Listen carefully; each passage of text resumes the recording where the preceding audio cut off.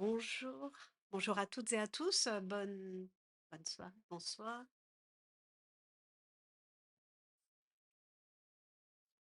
Hello. J'ai toujours voulu être un artiste. Non, ça marche mieux peut-être. Voilà, en chantant. Alors, il y a encore quelques amis et partenaires qui vont s'installer. We still have a few. Nous attendons encore quelques personnes qui doivent se joindre à nous. Et donc, veuillez vous asseoir.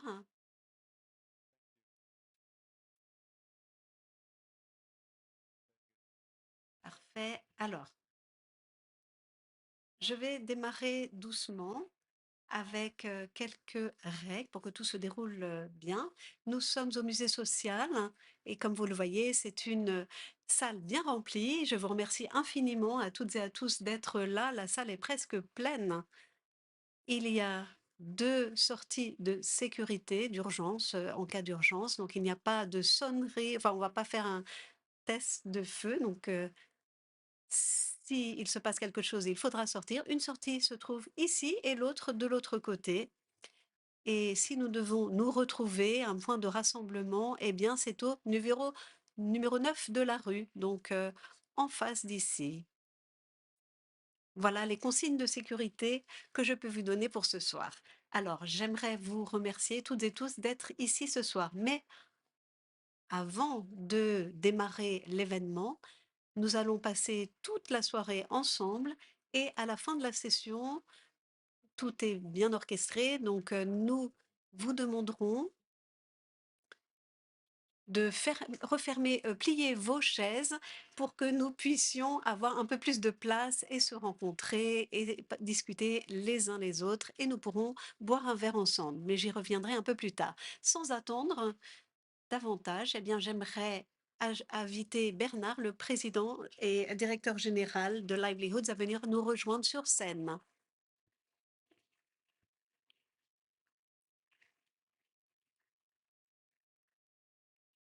Bonsoir à toutes et à tous. C'est vraiment un grand plaisir de voir tous ces visages familiers, amis.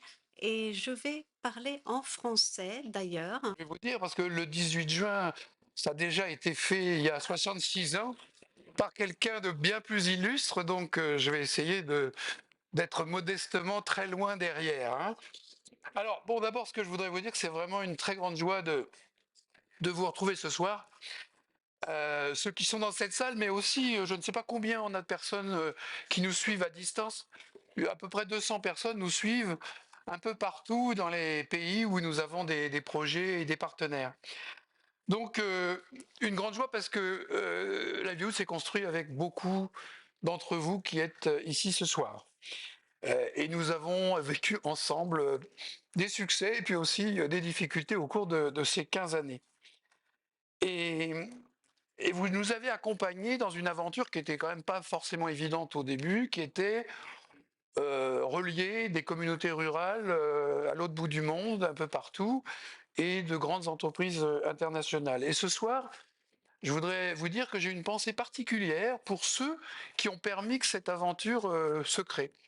Et notamment un homme qui s'appelle Franck Ribou, qui était à l'époque le PDG du groupe Danone, qui en 2008, lorsque je suis venu le voir pour lui dire qu'on pourrait planter des palétuviers au Sénégal, m'a regardé avec des grands yeux au début.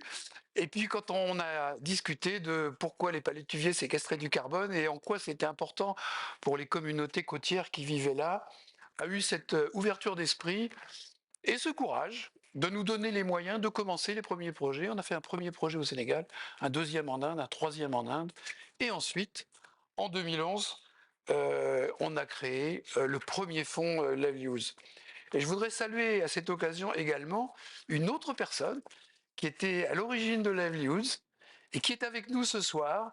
Elle était à l'époque directrice générale de l'UICN, l'Union internationale de conservation de la nature, une des plus grosses organisations de défense de l'environnement. C'est Julia et elle est ici ce soir et je voudrais qu'on la salue.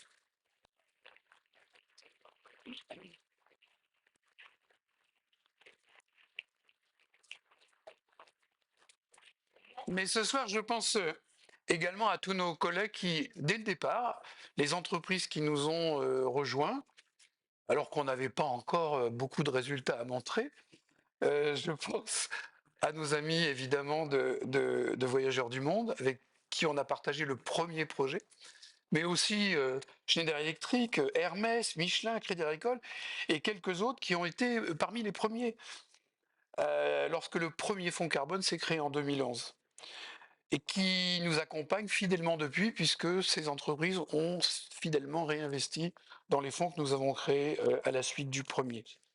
Ces entreprises sont à la fois très engagées à réduire les émissions de carbone dans leur propre chaîne de valeur, et donc ça va contre cette idée, cette critique fréquente que elles font de la compensation ou des projets avec livelihoods parce que non, pas du tout. Elles sont très engagées sur ce qu'on appelle l'objectif net zéro, c'est-à-dire atteindre la neutralité entre guillemets carbone à 2050. Mais elles investissent dans des fonds qui sont les fonds livelihoods, qui vont leur apporter en complément de ce qu'elles ne peuvent pas réduire des crédits carbone qui ont un impact climatique, mais qui ont aussi un impact sur la vie de beaucoup de gens. Et elles prennent le risque d'investir. Ce ne sont pas des entreprises qui achètent des crédits carbone. Elles prennent le risque d'investir du capital dans des fonds qui vont produire, si tout marche bien, des crédits carbone sur une longue durée. Et je pense qu'on peut les saluer pour cela. Et je voudrais les remercier pour la confiance renouvelée qu'elles nous font en réinvestissant pour certaines d'entre elles dans le nouveau fonds qui est lancé ce soir et qu'on appelle LCF4. On n'a pas beaucoup d'imagination sur les noms, LCF1, LCF2, LCF3, LCF4, bon, on pourrait peut-être trouver mieux, mais voilà.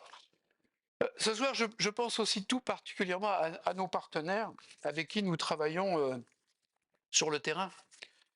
Ces ONG, ces coopératives de producteurs, ces entreprises locales qui, chaque jour, en Afrique, en Asie, en Amérique latine, en Europe aussi, avec la Chambre régionale d'agriculture de Bretagne, dont nous avons l'ancien président ici, André, qui est ici, au premier rang. Je pense que ces partenaires jouent un rôle essentiel. C'est leur proximité avec le terrain, leur connaissance de la société locale, et aussi leur ténacité, parce qu'on fait des projets sur 20 ans, c'est quand même très long, qui font que nous réussissons quelque chose. Mais je pense que c'est aussi grâce à la qualité de la relation que nous avons avec ses partenaires. Excusez-moi, je tourne le dos, donc je vais essayer de me mettre un peu là maintenant. C'est la qualité de la relation, parce que je pense que Livelihoods, c'est aussi une affaire de personnes, et je pense que les liens de confiance, de complicité et d'amitié jouent un grand rôle dans toute cette aventure. Je voudrais aussi rendre hommage à l'équipe de Livelihoods, en particulier à mon ami et fondateur Jean-Pierre Renaud, qui est arrivé juste là, et bien sûr aussi, qui était à l'origine de Livelihoods avec moi, mais également Guillaume Boucula et Eric Servat, qui ont joué un rôle si important dans le développement de Livelihoods. Aujourd'hui, Livelihoods, c'est une équipe de 60 personnes, ça a beaucoup grossi, n'est-ce pas Jean-Pierre? On avait démarré tous les deux, là, ça a un peu grossi l'affaire. Et de 13 nationalités, des agronomes, des spécialistes du carbone, des forestiers, des gens qui sont spécialisés dans le développement rural, mais aussi des financiers, des juristes, enfin tout ce qu'il faut pour réaliser ce que nous faisons. C'est une équipe formidablement motivée et maintenant brillamment dirigée par quelqu'un qui a pris la suite il y a 2 ans, Eric, et je tiens à le remercier ce soir pour avoir pris le relais avec une énorme efficacité, mais aussi une énorme conviction, parce qu'il en faut dans cette activité. Il n'y aurait absolument pas d'impact livelihood sans le travail minutieux tous les jours de cette équipe. Et je voudrais qu'on les remercie ce soir.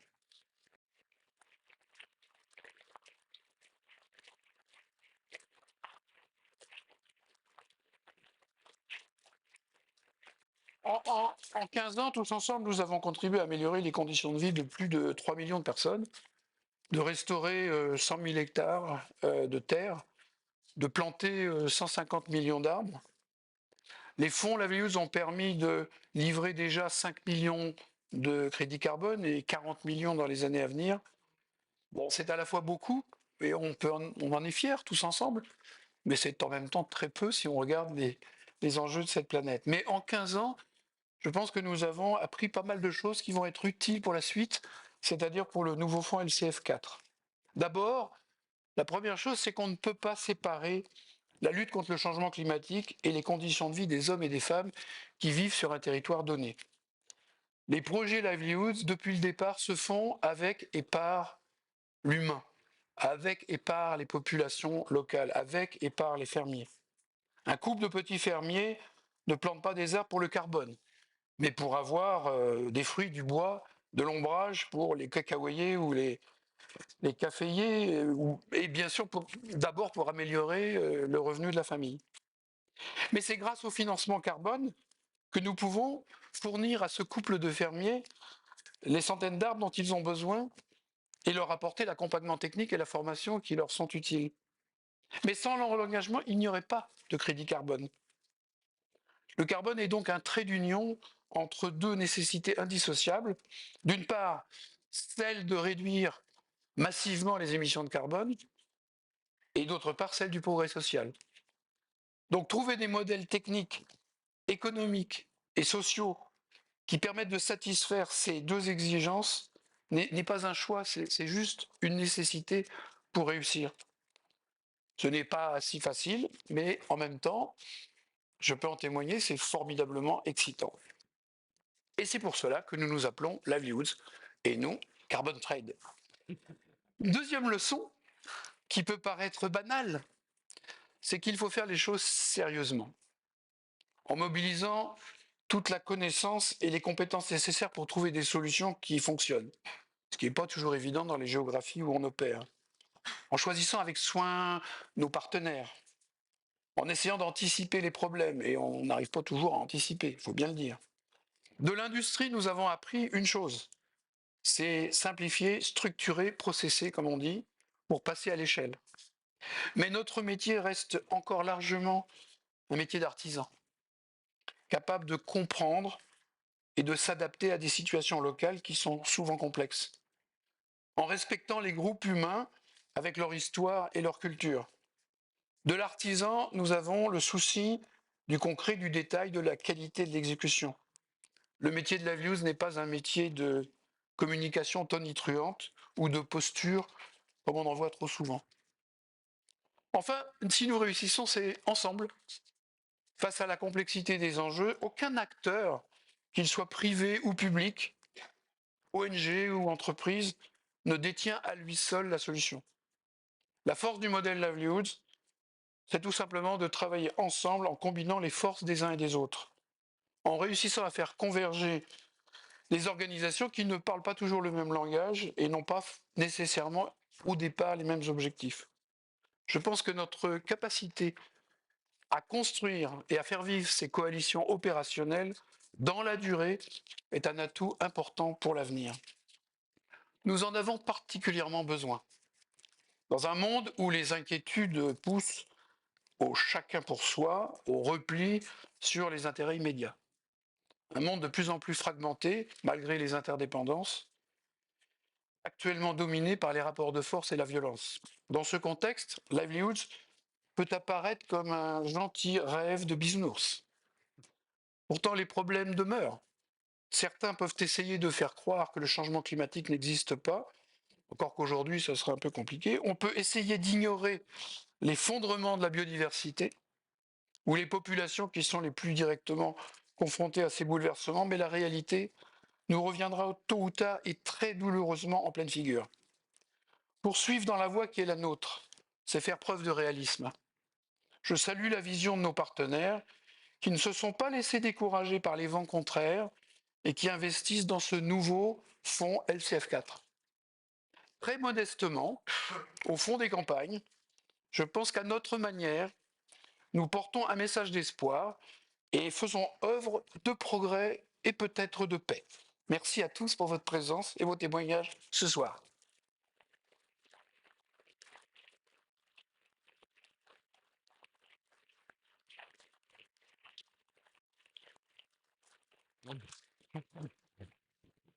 Well, thank you very much, Bernard. And Merci beaucoup Bernard. À vous écouter, j'ai réfléchi à mon propre parcours en tant que habituée de livelihood. Mon ma voix, enfin, tout a commencé avec ma première discussion avec, Bernard et après avec Jean-Pierre et après notre première conversation Bernard, j'arrivais en Inde pour travailler pour Danone. J'étais au milieu d'un champ avec des fermiers, laitiers et je me rendais compte que je n'arrivais pas à trouver de bon lait de bonne qualité pour, notre entreprise et c'était notre première conversation et je crois que ce qui nous a unis au début, après, de nouveaux cheveux blancs ont poussé, sur ma tête, mais le fait que j'ai toujours été convaincue qu'il n'y a pas de changement qui ne commence pas sans les personnes et qui soit significatif. Donc, c'est le départ de Livelihoods et je pense que c'est pour cela que nous avons été attirés par Livelihoods dès le départ. Je pense qu'il faut réunir les personnes et surtout aujourd'hui, on ne commence pas par des PowerPoint, la finance ou le carbone. On commence par et pour les personnes, pour les agriculteurs qui ont décidé de planter des arbres parce qu'ils ont pensé que c'était important pour leur famille d'avoir du bois, pour les communautés de pêcheurs dans les mangroves qui considèrent que la restauration des zones côtières va pouvoir livrer plus de revenus pour les familles, mais avec nos partenaires également qui sont fondamentalement euh, qui sont enracinés au sein des communautés et qui veulent un impact positif. Et c'est un idée simple qui nous réunit. Comme Bernard l'a dit, ce n'est pas un moyen ou une finalité pour nous, c'est un pont entre l'impact environnemental et l'impact social. C'est comme ça que nous utilisons cet outil pour créer Livelihoods et le LCF4 va se construire sur les apprentissages que vous avez mentionnés. Cela va se construire dessus et à la fois explorer de nouveaux territoires, nous l'espérons, parce que le monde n'est pas... voilà, il y a tellement de problèmes dans le monde, mais de belles opportunités également. Nous pouvons regarder par exemple la manière dont le pâturage durable peut être une manière de structurer nos programmes et c'est vrai en Amérique latine ou en Mongolie par exemple. Nous pouvons discuter du carbone bleu par exemple, les algues. Nous en avons discuté pas plus tard qu'aujourd'hui avec Jean-Pierre. Ça peut être une source de nouveaux programmes qui soient significatifs et importants pour la planète. Nous pouvons combiner nos approches également, l'agriculture, la préservation, restauration des terres également peuvent avoir un écho et résonner. Voilà. Le LCF4 va essayer d'importer 4000 personnes pour essayer de séquestrer ou éviter entre 7 à 10 millions de tonnes de carbone et à la fois au centre pour avoir un impact sur des communautés. Mais nous allons également, et je pense que c'est probablement l'une des choses que nous voulons utiliser, nous allons renforcer notre compréhension de l'impact. Nous sommes en 2026 et en 2026, nous avons la chance d'avoir des technologies qui nous aident à aller bien au-delà et bien plus loin que ce que nous attendions il y a quelques années. Si vous prenez des outils comme EDN, et pour ceux qui le connaissent, LIDAR, mais également l'intelligence artificielle, elles peuvent nous aider à mieux connaître la situation. Mais ce qui est clair pour moi, c'est que nous devrions le faire de la manière comme Livelihoods et avec ce pragmatisme bien ancré pour servir les personnes. Les personnes ne doivent pas servir les technologies. Cela veut dire que fondamentalement, les technologies doivent aider les agriculteurs à prendre de meilleures décisions, avoir une meilleure traçabilité sur notre impact pour pouvoir les rémunérer mieux l'impact qui est généré également. Ce pragmatisme sera clé pour nous, pour le LCF4, et nous poursuivrons ce voyage ensemble. Parce que, comme on l'a dit, le travail ne viendra pas d'algorithmes ou de PowerPoint, mais des personnes. Donc nous essaierons à continuer à tester des choses, mais ces tests seront simples. Nous poserons la question, est-ce que ça aide ces personnes? Est-ce que cela renforce des écosystèmes? Est-ce que cela crée de la valeur pour les personnes qui en ont le plus besoin? Si la réponse est oui, eh bien, nous adopterons ces solutions. Et j'ai un président très spécial qui regarde toujours cela. La réponse doit être oui. Si la réponse est non, eh bien, il faudra oser aller de l'avant et chercher de nouvelles opportunités. Donc, aider les personnes et la nature ensemble, c'est ce que le LCF4 va continuer de faire. Et c'est mon tour également de remercier les partenaires pour leur confiance. Je crois, en particulier en 2026, renouveler votre engagement dans cette aventure n'a jamais été aussi significatif qu'aujourd'hui. Un grand merci à vous. Et cela nous fait nous lever chaque matin. Merci infiniment.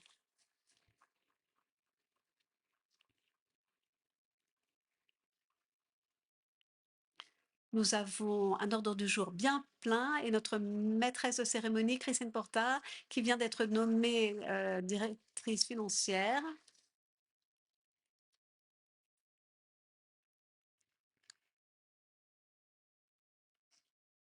Cela fonctionne? Oui, bonjour, bon après-midi à toutes et à tous. Mon nom est Christine et je suis la directrice financière de Livelihoods. Je travaille depuis 10 ans avec cette entreprise.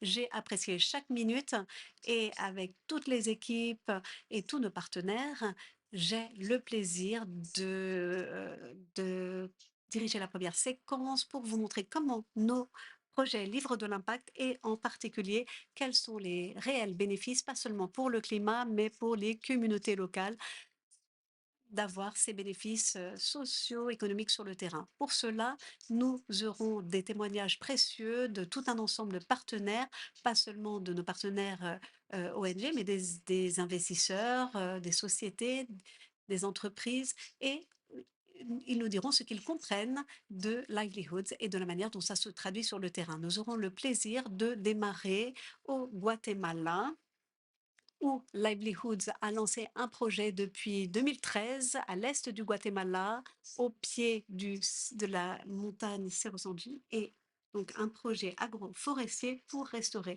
des parcelles pour produire de la cardamome. Et j'ai le plaisir d'accueillir donc Karen Aguilar de Funda Eco, notre partenaire guatémaltèque, et Angelica, qui est notre senior manager qui supervise le projet.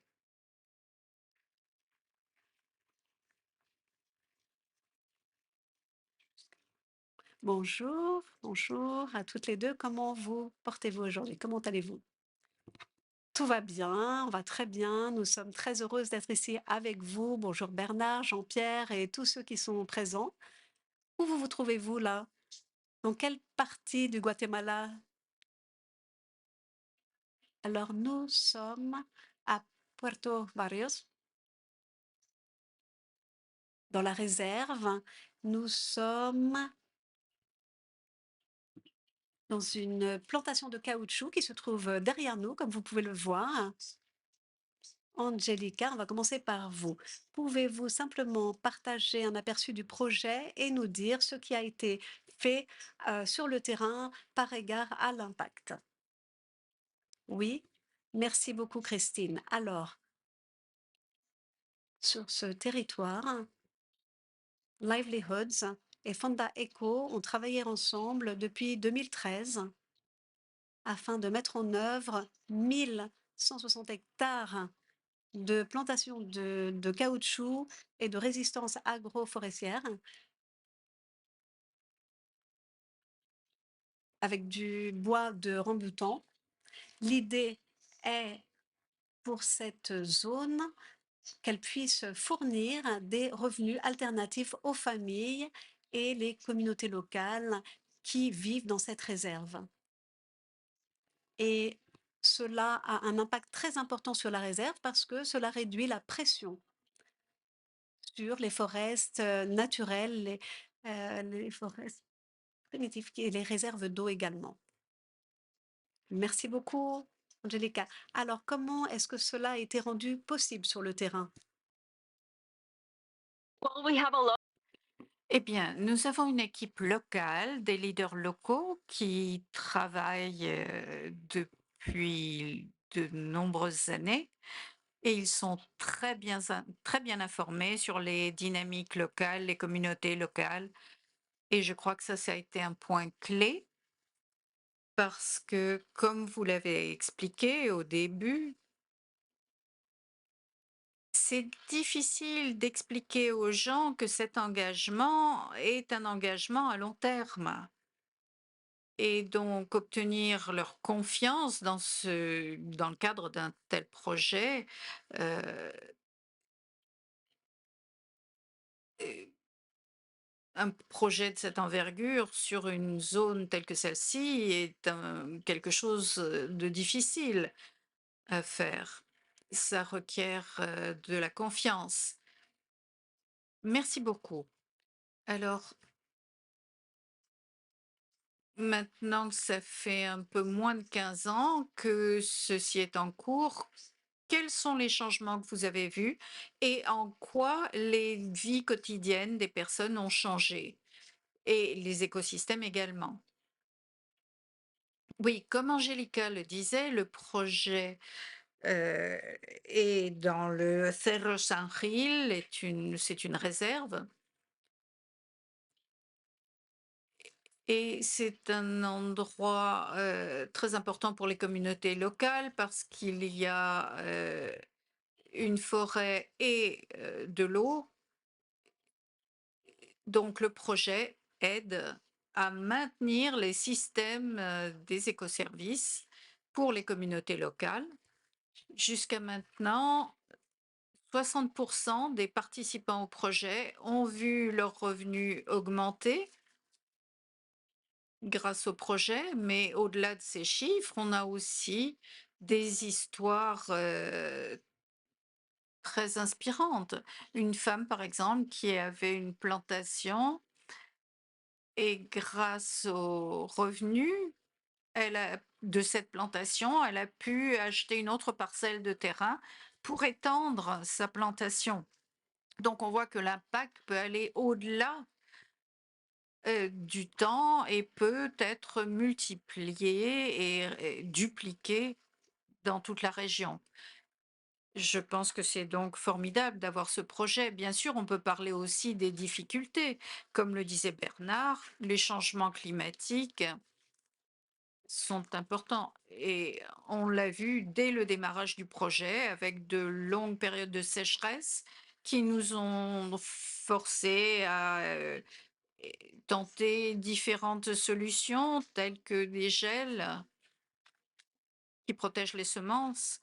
Et il y a quelques années, on a eu un risque d'incendie. Heureusement, il n'y a pas eu d'incendie dans la plantation, mais cela nous a permis de mettre en place des systèmes d'alerte précoces en travaillant avec les communautés et les institutions pour éviter ces menaces à l'avenir. Très bien, merci beaucoup. Donc des impacts non seulement sur les écosystèmes, mais sur les personnes et leurs revenus et leur bien-être, bien entendu. Donc merci à toutes les deux pour votre témoignage.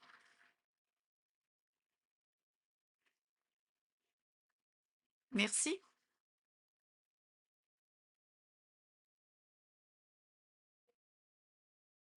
Et nous allons maintenant entrer en contact avec Kevin Rabinovitch, qui est chargé de la durabilité.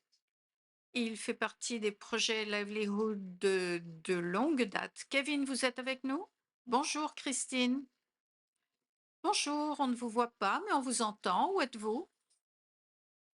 Ben, en fait, ma voix est meilleure que mon aspect, donc tout va bien. Ah, vous êtes à la plage, je vous vois. Vous êtes en Virginie? Oui, oui, tout à fait. Bien. Alors, Kevin, vous êtes un partenaire de longue date des projets Livelihoods. Récemment, vous avez rendu visite à nombre de projets au Rwanda, en Indonésie et dans nombre d'autres pays. À votre avis, quels impacts avez-vous pu observer au-delà du carbone, bien sûr, des émissions carbone, et pourquoi c'est important? Oui, bien sûr. Eh bien, merci de m'avoir invité. C'est le troisième fonds dans lequel Mars est impliqué. Et j'ai entendu Bernard et nous sommes avec Livelihoods depuis 2013 et ça a été un véritable plaisir tout du long.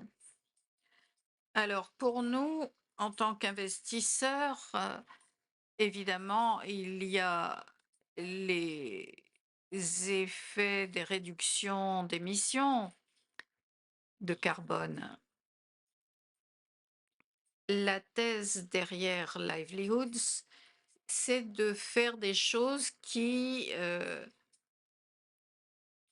va améliorer la vie des fermiers, mais qui pour nous investisseurs vont permettre de séquestrer du carbone. Et donc, cela donne un point de vue différent d'une même activité et c'est un modèle extrêmement réussi. Et lorsque l'on va sur le terrain, on s'en rend compte, on voit des exemples de fermiers qui sont très enthousiastes et très engagés dans telle ou telle activité. Et dans certains cas, ils ne comprennent pas forcément vraiment ce qui se passe au niveau du carbone, ce qui n'est pas vraiment un problème, parce que ça n'est pas leur vie et ça n'est pas la raison pour laquelle ils se sont engagés dans le projet. Ils le font pour des raisons qui ont un sens pour eux et nous le faisons pour des raisons qui ont un sens pour nous. Et ce qui est formidable, c'est de trouver en fait les synergies entre les deux. Et j'ai eu la chance de pouvoir rendre visite à nombre de projets livelihoods, certains tout récents, d'autres beaucoup plus matures, et je crois qu'il y a un véritable engagement envers l'évolution concernant l'augmentation de la sophistication au fil du temps. Aucun plan de bataille ne survit au contact avec l'ennemi, mais souvent, malgré nos meilleurs efforts, les choses vont être très différentes sur le terrain que ce à quoi nous avons pensé initialement. Et c'est ce qui permet au projet de s'adapter et d'atteindre une certaine longévité. Lorsqu'on va voir ce qui se passe sur le terrain, parfois ça a l'air un peu rude, un peu dur. Et au fur et à mesure des années, ça s'améliore. Merci. Nous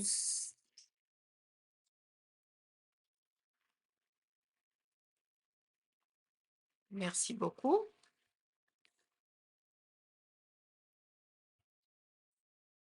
André Sergent. André est... Bonjour André. Bonjour. André est non seulement un grand partenaire de notre projet Sol de Bretagne, qui a lieu donc en Bretagne, en France, depuis 2021, pour la mise en place de la régénération des sols et d'une agriculture régénérative sur 11 000 hectares avec une centaine de fermiers. André a été aussi président de la Chambre d'agriculture de Bretagne. C'est aussi un fermier engagé et innovant qui montre la voie aux autres fermiers. Donc, il a ce double chapeau politique et opérationnel. Et donc, André, ma question pour vous, c'est avec votre expérience de projet et d'agriculteur, qu'est-ce qui a changé sur votre exploitation depuis le début du projet? Bien, bonsoir à toutes et à tous.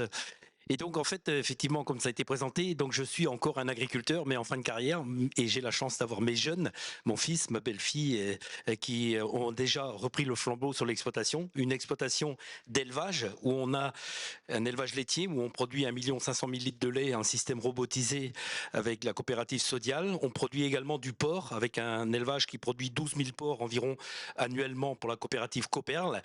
Et on a aussi de la méthanisation sur notre exploitation qui nous permet d'un côté de produire de l'énergie et de l'autre côté aussi de produire de l'engrais naturel que l'exploitation a besoin.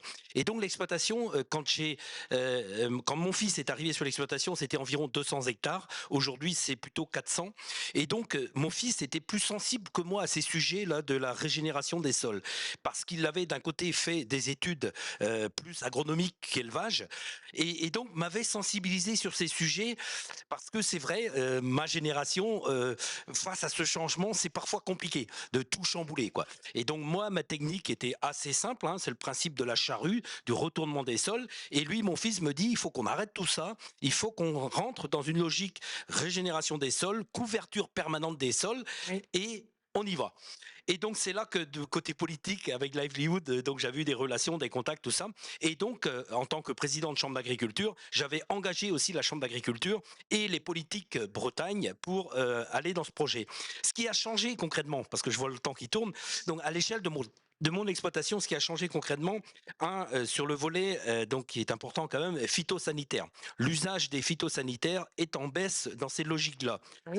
La deuxième chose, c'est sur le volet énergie. Et c'est un aspect aussi très important où on voit bien qu'aujourd'hui, pour produire avec beaucoup moins d'énergie. Et la troisième chose, et qui est aussi très importante, notamment avec des structures d'exploitation qui évoluent, c'est le côté temps de travail. On va beaucoup plus vite et tout ça pour rester, parce que c'est ma philosophie, rester dans la logique d'une agriculture productive, parce que c'est ma philosophie.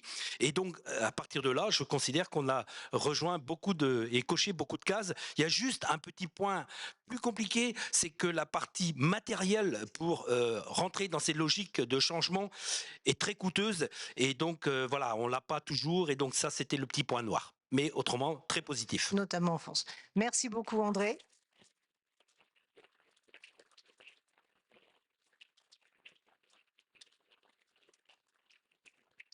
Important avec quelqu'un qui est proche de nous, notamment ici, et avec une vision aussi globale de la chose. Oui.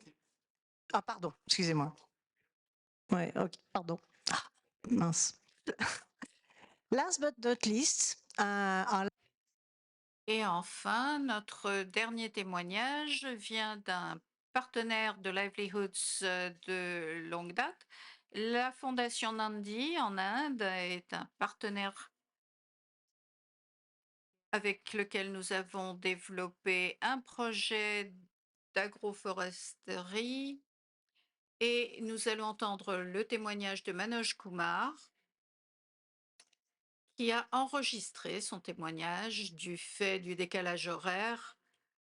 Il ne pouvait pas participer à cette session et il va prendre le temps de nous expliquer ce qui s'est passé tout au long de ces 15 années parce qu'on a commencé avec la Fondation Nandi en 2011. C'est donc un partenaire de très longue date avec lequel nous avons fait beaucoup de choses. Et il va vous dire comment ils ont réussi à faire un certain nombre de choses. Et la marque qu'ils ont lancée est maintenant connue en Europe et on peut aller dans leur magasin et essayer, tester leur café. Je vais maintenant lancer le témoignage de Manoj pour que vous puissiez l'entendre.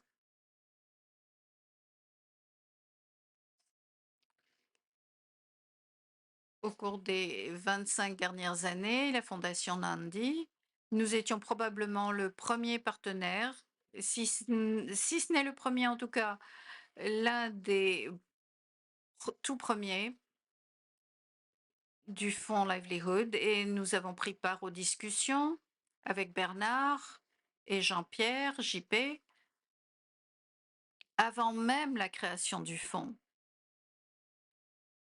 On discutait de la façon d'aider les petits fermiers. Est-ce que ça pouvait aider le portefeuille de Nandi? Donc, nous sommes très fiers d'avoir été impliqués dans la création des fonds, dans l'architecture du fonds. Et ce que j'aimerais mettre en exergue, c'est le parcours même. Nous avons maintenant planté 5,5 millions d'arbres. Et lorsque je dis 5 millions et demi d'arbres, ça n'est pas seulement une ou deux espèces. Nous avons 18 espèces différentes d'arbres. Et 10 ans avant le fonds, Nandi avait déjà commencé à travailler. On nous a dit que cette région était à moitié couverte de friches. Et on a pu, grâce à ce partenariat, la transformer en un puits à carbone les plus fertiles et toucher plus de 700 villages. 85 à 90% des foyers participent au projet, donc pratiquement tout le monde en fait partie. Mais l'impact réel, ce ne sont pas seulement ces chiffres, c'est aussi que ça a changé la destinée des personnes. Ces personnes sont devenus pas juste des habitants de la forêt, pas juste des personnes qui dépendent de la non-production de bois, mais ils sont devenus des propriétaires terriens, des propriétaires de plantations de café. Donc, en termes de changement économique, de statut, d'espoir, on a repositionné les habitants de cette région qui sont passés de tribus indigènes et ils sont devenus des horticulteurs. Et au niveau tout à fait personnel, en ce qui me concerne, je pense que ce partenariat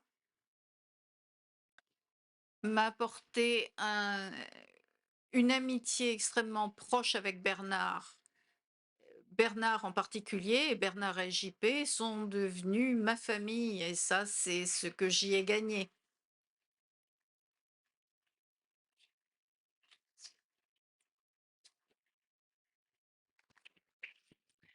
A big gain indeed. So Oui, un grand gain, en effet. Alors, ceci conclut la première séquence. Je crois que ça vous a donné un aperçu de l'impact que l'on peut avoir et que l'on veut évidemment poursuivre avec notre prochain fonds et nos partenaires, sans lesquels on ne pourrait rien faire. Je vais maintenant donner la parole à Meg de Livelihoods également, et nous allons voir comment la collaboration fonctionne sur le terrain. Merci beaucoup.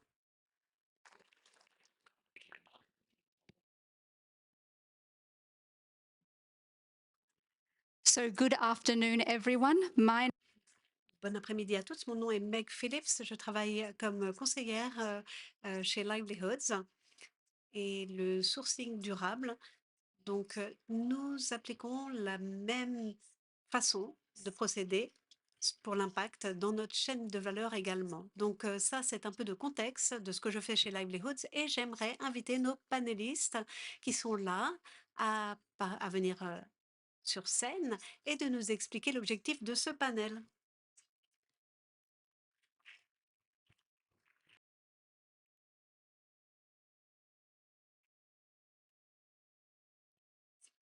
Alors, c'est un plaisir d'être modératrice ici parmi vous, à vos côtés. Et comme Christina a déjà présenté, c'est le fait de savoir comment nous collaborons ensemble pour faire un impact sur le terrain du point de vue des ONG, Livelihoods et les investisseurs. Donc, nous comprenons que ce n'est pas un seul acteur qui pourrait vraiment résoudre les problèmes et les défis du climat seul. Donc, ça, c'est essentiel pour savoir comment nous devons travailler ensemble. Et il faut se poser la question, qu'est-ce qui est nécessaire et qu'est-ce qui fonctionne? Donc, je vais présenter nos panélistes. Tout d'abord, je vais commencer par Sam Kanya Memboa, qui est fondateur et PDG de l'organisation rwandaise des conservations Arcos, donc une organisation de conservation qui travaille au Rwanda, bien connue chez Livelihoods et par d'autres projets, pour d'autres projets également. Il voit nos projets et il les livre sur le terrain.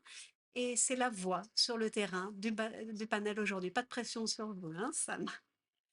Ensuite, nous avons Delphine de Kester, qui est chef de projet senior et en Afrique de l'Est. Elle travaille depuis quelques années chez Livelihoods. Elle a travaillé avec Sam sur certains des projets également. Et ensuite, nous avons Pierre-Alexandre Babst, directeur du développement durable chez Hermès International. Vous êtes à la tête de la stratégie durable d'Hermès et pour Livelihoods, vous avez été un des partenaires les plus fidèles. Vous êtes là depuis LCF 1, 2, 3 et je crois que vous serez là pour LCF 100 peut-être au final. Donc, vous avez vu nos projets dès le départ et c'est tout à fait remarquable. Et enfin, et pas des moindres, Antoine Clément, que vous êtes responsable de SAP Environnemental Management et Corporate Durabilité. Donc, depuis 2011, vous travaillez à nos côtés, mais vous représentez SAP depuis peu. pour le fonds carbone SAP. Donc, vous avez peut-être un regard un peu plus neuf qui est nécessaire pour travailler. Donc, peut-être que ce que vous avez vu, il y a quelque chose en commun parmi tous nos panélistes, l'intérêt pour le projet au Rwanda. Delphine travaille dessus, vous le mettez en œuvre. Et voilà, vous êtes les personnes qui allez sur le terrain et vous êtes les champions de cette mission. Donc, si vous n'êtes pas familier pour le projet, vous ne connaissez pas le projet Arcos, c'est un projet forestier en Rwanda. Il y a 24 000 personnes concernées, familles, 24 000 membres de famille. Très bien. Alors, je vais me tourner vers vous, Sam, pour la première question. Alors, nous avons démarré notre collaboration en 2020. Nous travaillons depuis 6 ans maintenant, mais le réseau Arcos a récemment célébré ses 30 ans. Donc, félicitations pour cela, c'est formidable. Et ma question pour vous est, vous avez travaillé avec de nombreuses communautés, le secteur privé, public, de nombreuses institutions. Comment avez-vous d'abord connu Livelihoods et comment s'est développé le partenariat? Merci infiniment, Meg. Bon après-midi à tout le monde. Bonne soirée. C'est un plaisir d'être avec vous et merci pour cette invitation. Alors, en réalité, la relation avec Livelihoods est déjà assez mature parce que c'est une longue histoire. Cela fait maintenant presque 8 ans que nous avons démarré. C'était en 2018. On a commencé les discussions et cela nous a pris 2 ans à lancer un projet en 2020. Alors, comment est-ce que cela a démarré? Eh bien, comme Bernard l'a dit, tout il s'agit de définir les bons partenaires, en fait. Donc ça, c'était un processus de départ et on a été informé grâce au ministère de l'Environnement que une compagnie cherchait un partenaire au Rwanda. Donc, on était parmi 4 organisations. Il y a eu un processus de sélection. Nous avons été choisis. Donc ça, c'était la première raison de célébrer. Ensuite, nous avons eu une phase de consultation, une grande phase de développement plutôt, qui était de se connaître, créer le projet, le concevoir, et ensuite on l'a lancé. Alors, on pouvait déjà voir comment Livelihoods était un partenaire de confiance. Parce que ce que nous discutions, ce dont nous parlions, ce n'était pas un jugement. Il s'agissait de trouver le bon travail pour nous et on a mis sur pied un projet très intéressant en se basant sur le contexte du projet. Le Rwanda est un pays des 1000 collines, beaucoup de montagnes. Et donc, en fait,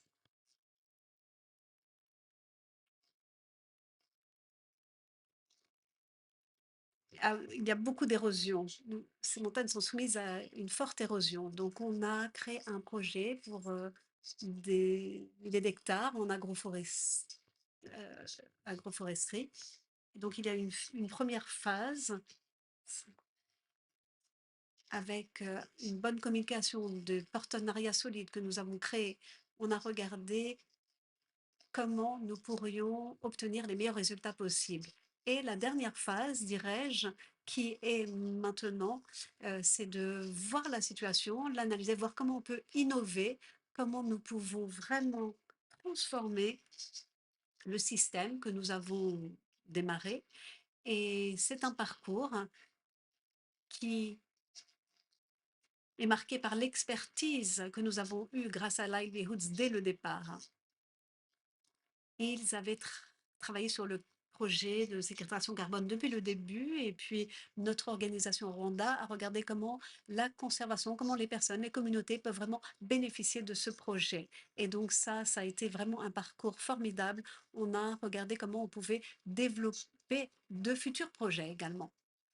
Donc, par la transformation, l'évolution, regarder tout cela, observer, c'est fascinant. Et je crois que Bernard et son équipe sont là. Je les remercie pour leur confiance. Alors, on a Kevin qui avait dit d'être capable de s'adapter en cours de route, c'est essentiel aussi. Ma prochaine question pour Pierre, Alexandre. Alors, vous vous êtes rendu au Rwanda l'année dernière, vous êtes allé en Indonésie également, et vous êtes notre partenaire depuis le premier jour. Ma question pour vous est, alors, qu'est-ce qui a rendu cette collaboration avec Hermès, enfin, pourquoi avez-vous voulu la poursuivre, en tout cas, si longtemps?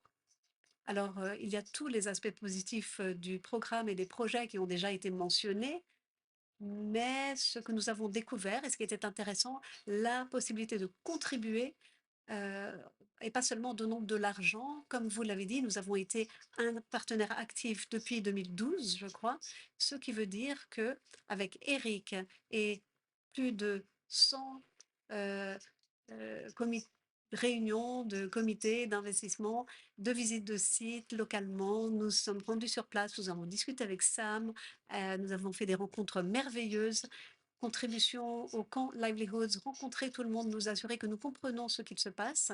Et puis, nous avons partagé notre voix et nos idées également. Et il y a notre capacité à faire en sorte que tout le monde puisse participer et voir ce que cela veut dire, même en Bretagne. Nous avons des personnes de Corée, du Japon qui sont venues en Bretagne. Merci à Jean-Pierre et à Bretagne, sans pluie d'ailleurs, ils ont pu découvrir l'agriculture régénérative à la française. Donc la relation est assez unique parce que, comme vous l'avez mentionné, c'est assez étrange d'être engagé pendant 25 ans. J'ai eu une réunion budget hier et on avait du mal à voir ce qui allait se passer lors des 18 prochains mois. Donc mais en 25 ans, sur 25 ans, alors, ce matin, nous avons une discussion avec Livelihoods et on m'a demandé quel est votre retour d'expérience après 15 ans de projet Livelihoods et quels sont les chiffres et le contre, c'est très difficile parce qu'au début, c'était un vrai pari et un pari de grande valeur en réalité parce que, alors qu'est-ce qui rend ce partenariat unique, eh bien, 8 est le chiffre magique en Asie. Je dirais que c'est plutôt, oui, l'honnêteté, la droiture. Et je crois que on n'a pas plus trop à répéter parce que c'est la confiance, le respect qui sont clés dans ce qui se passe. S'il y a un problème, eh bien, on sait que vous avez fait de votre mieux. Nous avons confiance en votre solution également. Bien sûr, il y a la qualité aussi. Pour une compagnie comme Hermès, la qualité est clé et même les détails. Lorsque l'on parle de ces chiffres, eh bien, ce sont des centaines de milliers d'hectares. Nous devons penser qu'ils sont partagés. Parfois, c'est 1 hectare, ce sont des petites parcelles et il faut avoir la qualité. 1 hectare de parcelle, c'est quelque chose de très différent. Donc, bien sûr, les personnes sont au cœur de ce que nous faisons et ça, c'est très important pour nous. Alors, chaque projet est fait main, comme vous le savez, donc même pour une compagnie comme la nôtre, c'est quelque chose de très intéressant. Et enfin, Livelihoods a toujours une approche efficace et pragmatique et nous sommes sur le terrain, comme Bernard nous l'a dit, nous venons du monde industriel, mais il y a des choses que nous pouvons appliquer, qui marchent, qui sont efficaces, avec un sens du nécessaire ou pas. Et peut-être que le dernier point que j'aimerais souligner en ces journées où non seulement il y a la météo, mais l'ambiance n'est pas au beau fixe. Donc, lorsqu'on va au conseil d'administration ou on va sur le terrain, eh bien, on vient avec la banane, comme on dit en français. Donc, vous avez une force, vous avez la puissance de ce que vous avez fait, la force et l'espoir donc qui permettent le succès. Nous avons transformé les terres, nous avons aidé les populations à évoluer, à résoudre les problèmes de séquestration de carbone. Donc ça, c'est vraiment au cœur de tout ce que vous faites et qui rend Livelihood si unique. Merci beaucoup.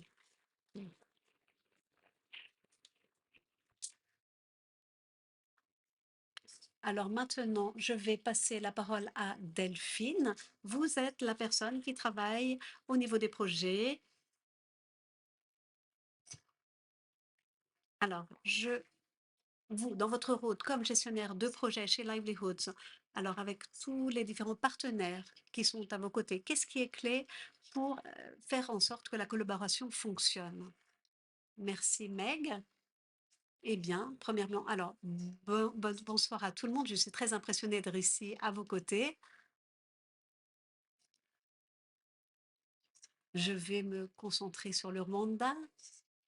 Ce pays m'a toujours fascinée. Les volcans, les mille collines, les montagnes, les forêts, les rivières. La première personne que j'ai rencontrée, c'était Sam, il y a 5 ans, je crois. Et donc, je l'ai rencontré. Sa personnalité m'a fascinée. Il est dédié à la restauration des écosystèmes. Il est là pour les communautés. Et donc, nous avons commencé de longues discussions, des échanges. Vous avez parlé de Diane Fossey, de votre fascination pour son travail. Nous avons trouvé une connexion très forte. Et donc, c'était vraiment un lien pour créer ce partenariat. Et ça a été clé pour gérer les projets et développer, construire ces projets ensemble. Je pense fermement que la fondation et ce partenariat à long terme est un signe d'engagement continu, d'honnêteté, de confiance, comme vous l'avez dit, c'est tout à fait clé. Clé pour avoir une collaboration forte, solide, pour la construire et permettre qu'elle dure longtemps.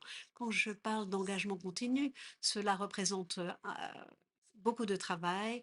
Moi, je me suis rendue, je crois que je viens au Rwanda tous les 2 mois, quelque chose comme ça. Et nous avons des échanges chaque semaine, donc c'est hebdomadaire, des communications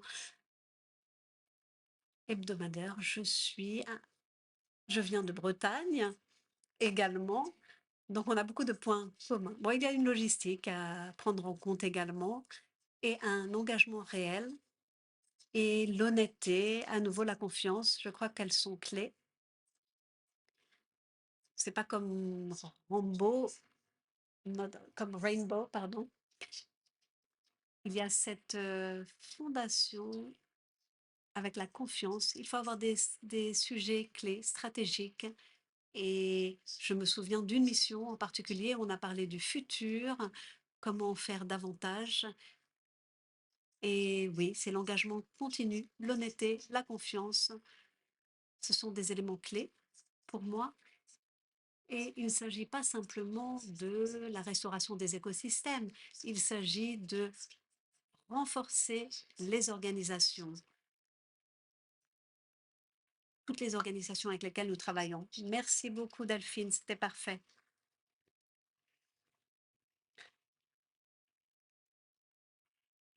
Maintenant, Antoine, SAP a renouvelé son partenariat auprès de Livelihoods année après année. Cela fait partie d'aller vers le net zéro en 2050 aussi. Alors, quelle est la valeur pour vous à rejoindre une plateforme avec des partenaires de différents secteurs, SAP, Hermès? Donc, on voit de grandes différences ici. Oui, c'est vrai. C'est toujours difficile de parler en dernier parce que j'ai l'impression que tout a déjà été dit. Mais je vais essayer. Alors, SAP veut être arrivé au net zéro d'ici 2025, 2050, pardon. Ce que j'aime, c'est de parler à nos clients, mais à nos fournisseurs également. C'est un objectif collectif, 2030, pardon. Donc, le changement climatique, nous y arriverons tous ensemble. Donc, rejoindre la Livelihoods nous a tout simplement semblé naturel. J'aime travailler avec des experts d'autres secteurs sur la durabilité. Lorsque nous prenons une décision, lorsque nous avons ces réunions, nous discutons de cela, nous suivons cela, mais il y a bien d'autres personnes, bien sûr, qui ont d'autres expériences autour de nous. Et cela me donne confiance, la confiance nécessaire pour prendre la bonne, euh, adopter la bonne solution et prendre la bonne décision au cours des réunions. Donc, il y a la confiance, de bonnes opportunité pour apprendre également. Et souvent, à vos côtés, j'adore vos questions, votre façon de penser pour les résolutions. Nous apprenons donc tout ensemble sur la manière de faire les choses et c'est quelque chose que j'apprécie grandement. Et enfin, je crois qu'il est important de dire que nous partageons les risques financiers. Sans Livelihoods, nous achèterions sur le marché spot, mais investir pour le long terme est vraiment ce qui crée l'impact réel pour les personnes et la planète. Et je pense que c'est essentiel pour ces investissements long terme. Donc, merci à Livelihoods.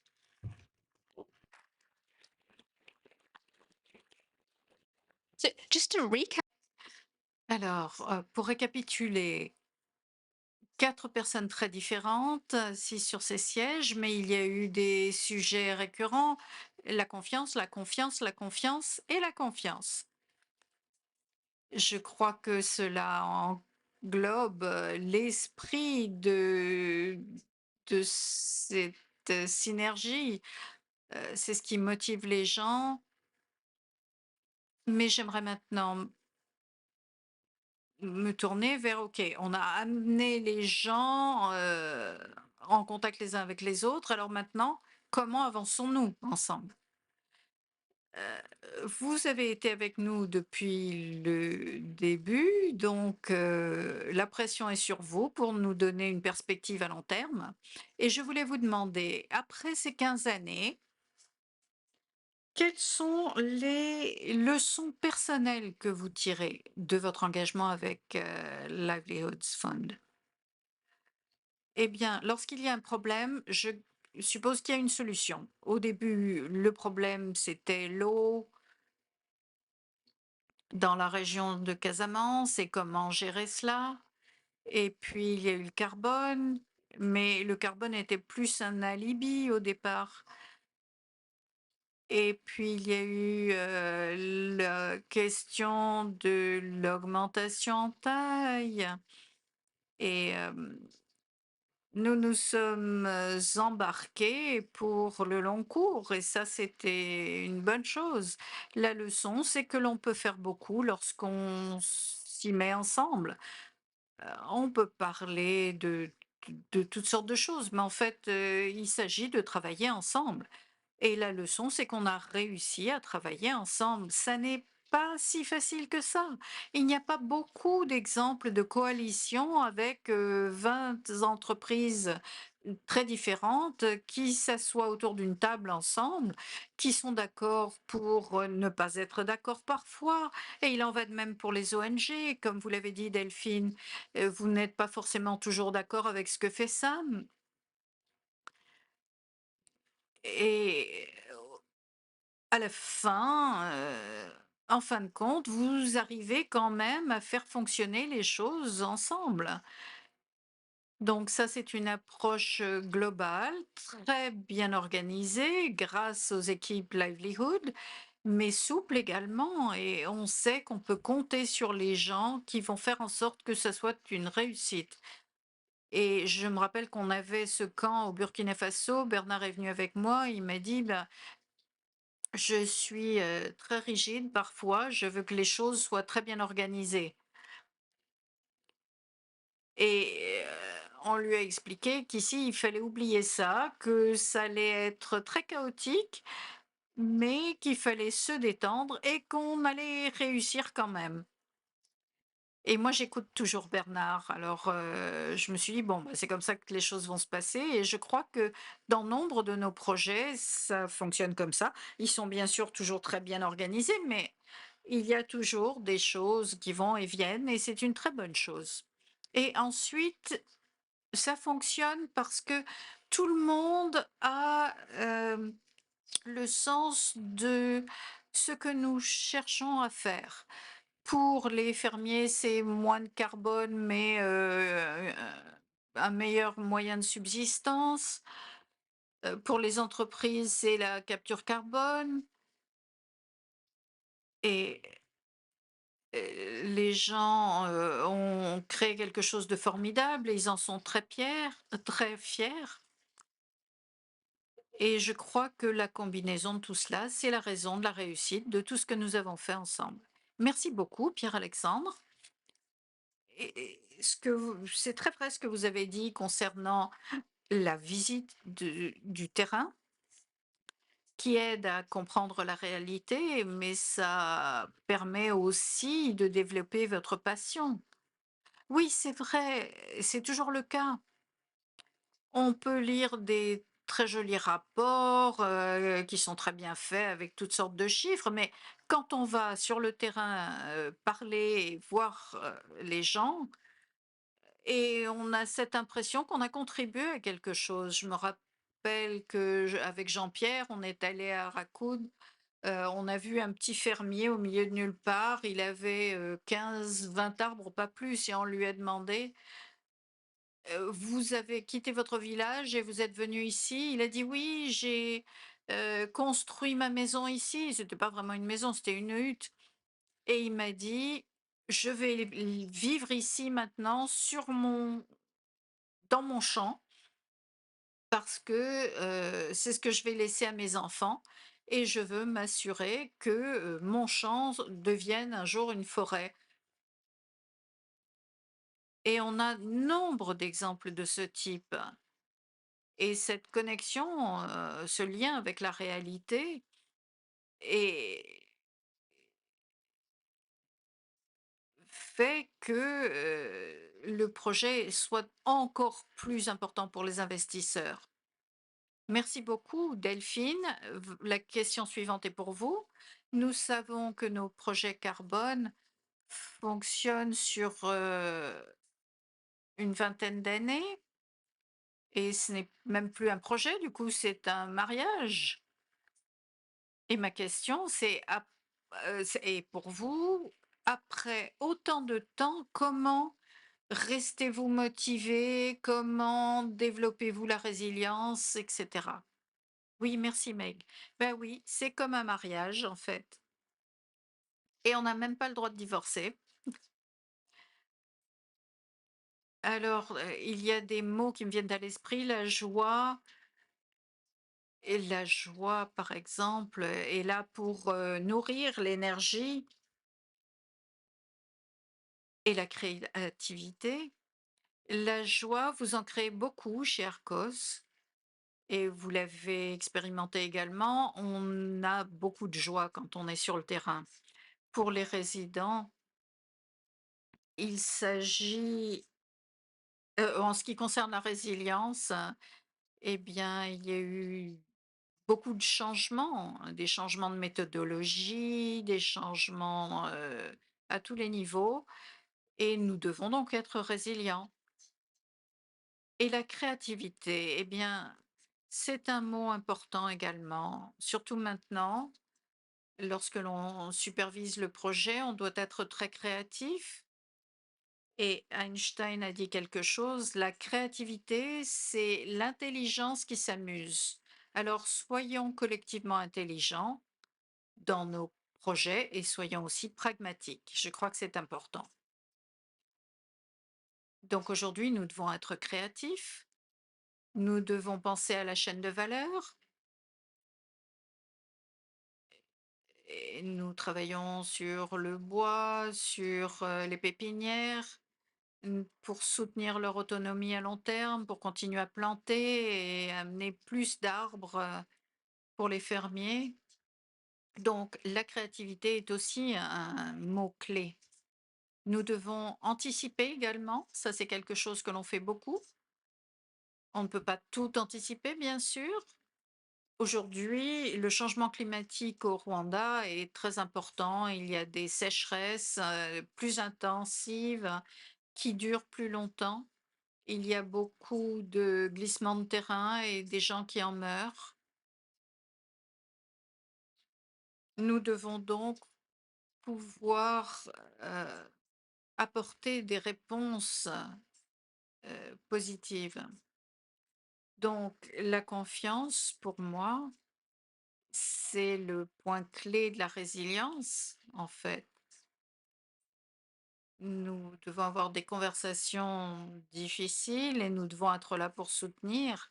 L'organisation se développe et nous croissons avec.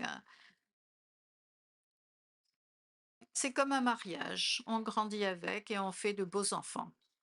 Alors, je vais maintenant me tourner vers un autre partenaire dans ce mariage. Sam, je vais vous demander, du point de vue des personnes pour qui ces projets sont, au cours de toutes ces années, comment avez-vous vu que ces projets puissent réellement atteindre une communauté et changer les choses pour eux?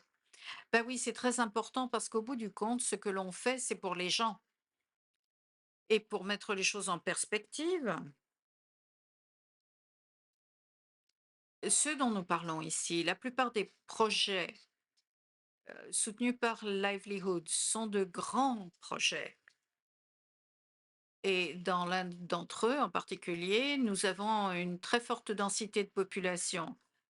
Donc, nous gérons beaucoup de personnes. La première des choses à faire, c'est quoi que l'on fasse, et tous ces gens vont être engagés à maintenir leur intérêt dans le projet. C'est pourquoi le projet doit adopter un modèle bottom-up, du bas vers le haut, pour s'assurer que nous écoutons, nous ne dictons rien, nous sommes des partenaires pour ces communautés. Nous leur parlons, nous leur fournissons de la formation, mais ils ont aussi le savoir que nous devons comprendre. Ils ont des suggestions concernant la façon dont les choses peuvent fonctionner. Donc, ce lien entre les technocrates, les techniciens et les communautés elles-mêmes, c'est un excellent mariage sur lequel on peut construire. Puis, pour s'assurer que cet intérêt perdure, on parle d'un mariage à long terme.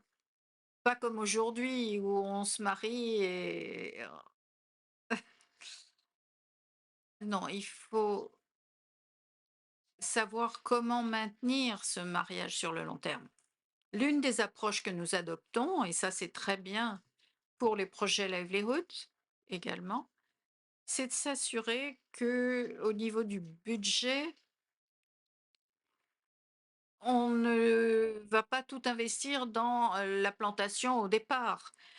Nous travaillons à long terme pour le bien des communautés. Alors comment pouvons-nous améliorer les conditions de vie de ces personnes à long terme, encore une fois? On plante des arbres aujourd'hui, mais ces arbres vont apporter des bénéfices aux gens. Comment pouvons-nous nous assurer que on trouve les marchés pour ces gens? Un autre aspect qui est très important, c'est également d'avoir une bonne structure au niveau des équipes. Parce que Livelihoods comprend que l'on doit investir dans des ressources permettant de travailler avec ces personnes. Plus de 80% des équipes sont sur le terrain parce qu'on doit travailler avec ces communautés. L'accès aux finances, eh bien, on peut parler avec les communautés, on peut leur dire, eh bien, vous avez peur de ceci ou cela, on peut bien parler avec eux. Mais il faut avoir accès à un investissement de départ. Il faut s'assurer que cela va bénéficier les objectifs du projet. Donc, cette combinaison doit être traduite dans les besoins et les valeurs des personnes concernées. Merci beaucoup, Sam. Je vais me tourner maintenant vers Antoine. Je vais vous donner la parole, le dernier mot pour notre panel aujourd'hui. Pour ce qui est des SAP, pourquoi avez-vous décidé d'investir sur des solutions fondées sur la nature? Et OK, merci. Alors, l'objectif de SAP, c'est d'améliorer les vies des gens. Donc, merci de nous y aider. Et basé sur la nature, eh bien, parce qu'on pense que la reforestation, planter les arbres, est un excellent moyen de réduire le changement climatique. Planter un arbre, c'est très bien, mais le maintenir en vie pendant de très longues années, c'est difficile. On sait qu'on a besoin de personnes sur le terrain pour s'occuper des arbres. Et c'est obligatoire pour que ces projets soient des réussites. Et je vais vous faire écho, on n'est pas là seulement pour le carbone, c'est un bon moyen de convaincre les PDG, mais en fait, nous sommes embarqués pour les gens. Merci.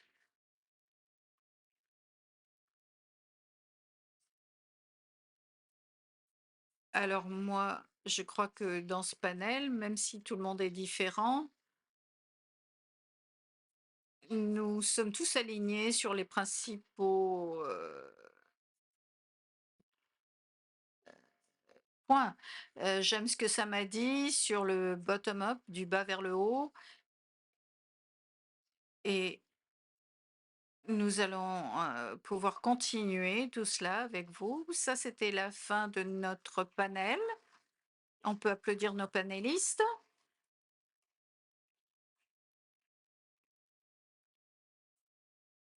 Et maintenant, je vais donner la parole à Manuela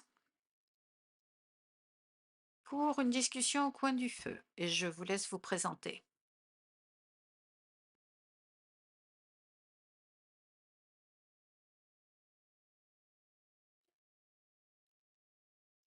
Alors quand je dis bonjour à tous, j'entends vous qui êtes face à moi.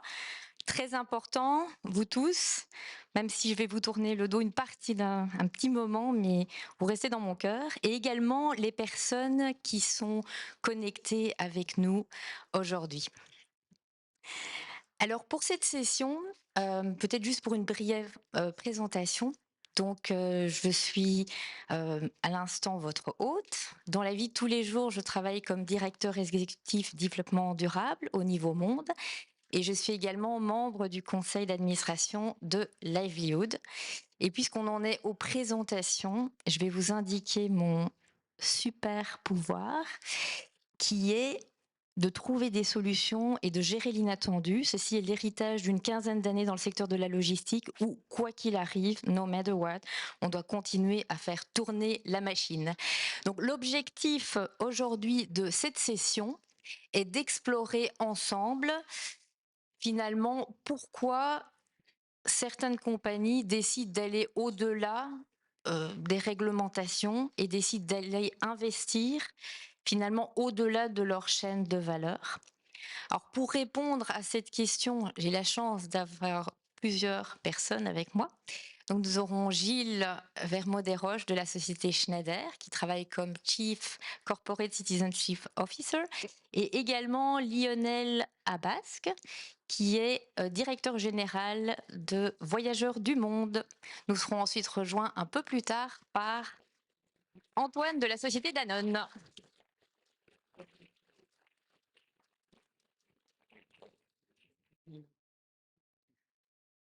Où tu te sens le plus à l'aise. C'est parfait. Alors Gilles, je vais commencer avec toi. Alors, je sais que tu es parmi les tout premiers investisseurs à titre avec Schneider et le premier, je pense, et également très très investi. Donc je voudrais que tu partages avec nous pourquoi tu as joint cette aventure en sachant dans la vie il y a des milliers d'opportunités. Pourquoi est-ce que tu as choisi celle-là? Et aussi, pourquoi après 15 ans, tu restes toujours? Donc, cette partie-là qui m'intéresse particulièrement. Merci beaucoup pour la question et puis pour l'énergie qu'on a ce soir tous ensemble sur l'avenir. Au fond, je voudrais retenir 3 mots et 3 temps pour répondre à ta question. Le premier, c'était il y a 15 ans, c'était un lundi matin. C'était à 8h30. Je crois que le café s'appelait The Haussmann Corner. Voilà. Et on a bu un café. Et j'étais avec Bernard qui m'a présenté ce projet qu'il voulait monter. Et il fallait trouver un co-investisseur à Danone. Et je crois, Bernard, sans me tromper, qu'à la fin de la semaine, on a réussi à avoir une réunion entre Ribou et Jean-Pascal Tricoire.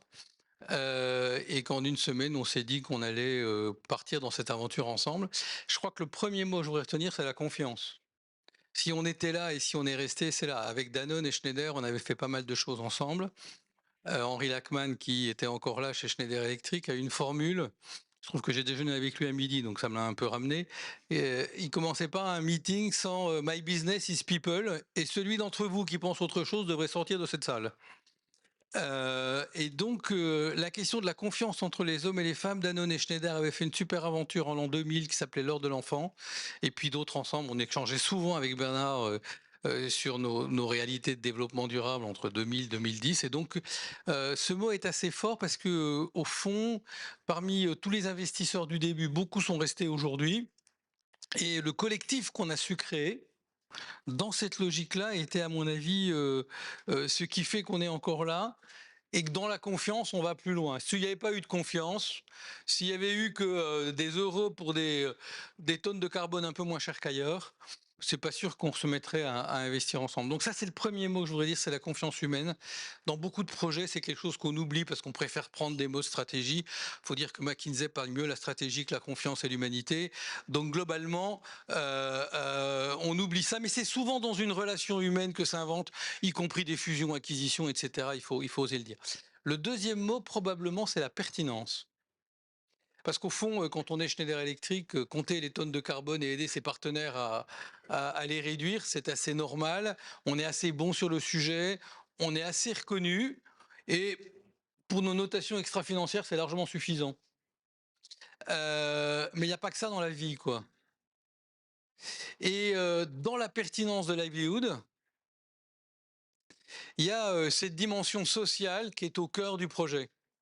On peut faire des crédits carbone en faisant en sorte qu'une centrale charbon en Chine soit un peu moins polluante et on va récupérer quelques crédits carbone. Oui, alors on est quand même très très loin de ça et je suis très heureux qu'on soit très loin de ça. Et donc derrière cette pertinence, il y a certainement, et c'est hyper important pour nous, le fait que nos crédits sont incontestables. Tu as dit que j'étais chef Citizenship Officer, c'est aussi parce que quand on parle de développement durable en 2025, tout le monde ne parle que du carbone. Il n'y a plus que ça dans la vie, quoi. C'est-à-dire que vous demandez à une collectivité, un État, une entreprise et même quelqu'un, qu'est-ce que tu fais dans ta durabilité? Il va réduire ses émissions carbone. C'est hyper important, c'est la question du siècle. Mais il y a la manière de le faire. Et puis, il y a cette idée, quand a été créé le mot, que c'était un peu ce lien entre social, économique et environnemental. Alors, Danone est plus doué pour avoir mis des mots marketing sur le sujet que d'autres entreprises, comme les boîtes B2B que sont Schneider Electric. Mais globalement, dans ce projet Livelihood, il y a tout ça. Et donc, s'il y a 15 ans, il y avait cette tasse de café, il y a 15 jours, on était ensemble dans une plantation de café. On était plusieurs ici ensemble dans cette plantation de café. Et même Sébastien de la Vieilloute disait que ce café était au moins aussi bon que celui d'Araku. On verra dans la suite. Mais c'est dans cette visite tous ensemble de ce lieu-là qu'on s'aperçoit que nos crédits carbone valent quelque chose dans le regard des gens avec qui on discute et qui sont là dans leur vie à eux, pas pour le crédit carbone, mais pour leur avenir. Et cette pertinence-là, elle est indispensable. Et probablement, c'est celle qui fait qu'on part sur cette troisième vague. Et puis le dernier mot, et je serai assez court, c'est au fond la lucidité. Parce que on est en train aujourd'hui, puisqu'on crée ce fonds, de parler de 2050. On est nombreux ici à pas être aux affaires dans nos entreprises à 2050. Hein. Et on est nombreux à savoir que ce qu'achète une cravate Hermès aujourd'hui, un yaourt Danone ou un interrupteur Schneider, c'est pas sûr qu'on ait gardé, on espère, la relation en 2050. Il y a une chose qui est sûre, c'est que les partenaires qu'on a dans Livelihood aujourd'hui, on doit encore être partenaires en 2050. Rendez compte ce que ça veut dire? Imaginez chacun d'entre vous quel âge vous aurez en 2050. Et donc, dans la lucidité, il y a à se rappeler que l'économie, c'est pas une fin en soi, mais ça sert à quelque chose. Si c'est pour réduire la vulnérabilité dans le monde, c'est plutôt bien. Et vraiment, on a cette conscience que le narratif est aussi important, y compris pour embarquer les salariés de nos entreprises dans les aventures que l'on crée. Livelihood, c'est une aventure avec plusieurs partenaires partout dans le monde. Et moi, j'ai envie de dire, il faut se battre sur ce sujet. Au moment où on se parle, et c'est super que Antoine Saint-Afrique soit là parce qu'il pourra être le porte-parole de ce sujet, SBTI, qui est quand même une des structures qui donne le là sur les enjeux climat et carbone aujourd'hui, et toutes les boîtes cherchent à être SBTI, etc., tout ce qu'on veut, est en train de nous inventer pour après 2035 une logique carbone porte de Versailles, c'est-à-dire dans lequel il n'y a que de la tech. Je ne suis pas contre la tech, elle va faire beaucoup du chemin, et on ne sauvera pas le carbone sans la tech. Mais on ne sauvera pas la planète sans la nature et pas les gens sans la biodiversité. Et donc, on a tous ensemble, dans l'expérience qu'on fait ici, bien plus que l'expérience qu'on fait ici, une capacité de dire, y compris à ceux qui inventent SBTI, et y compris quand il y a des structures comme le WWF qui sont associées, et d'autres, que cette dimension de la nature, de la réalité humaine, du travail du développement, sont indispensables à mettre dans la marmite, sinon ça va pas marcher, quoi. Et donc, confiance, pertinence et puis cette lucidité d'une économie qui s'occupe beaucoup de l'humain. Et j'ai l'impression de dire que les boîtes qui, un jour ou l'autre, rejoignent Livelihood sont des boîtes qui ont ça dans leur ADN, et c'est plutôt bien qu'on se retrouve ensemble. Écoute, je te remercie.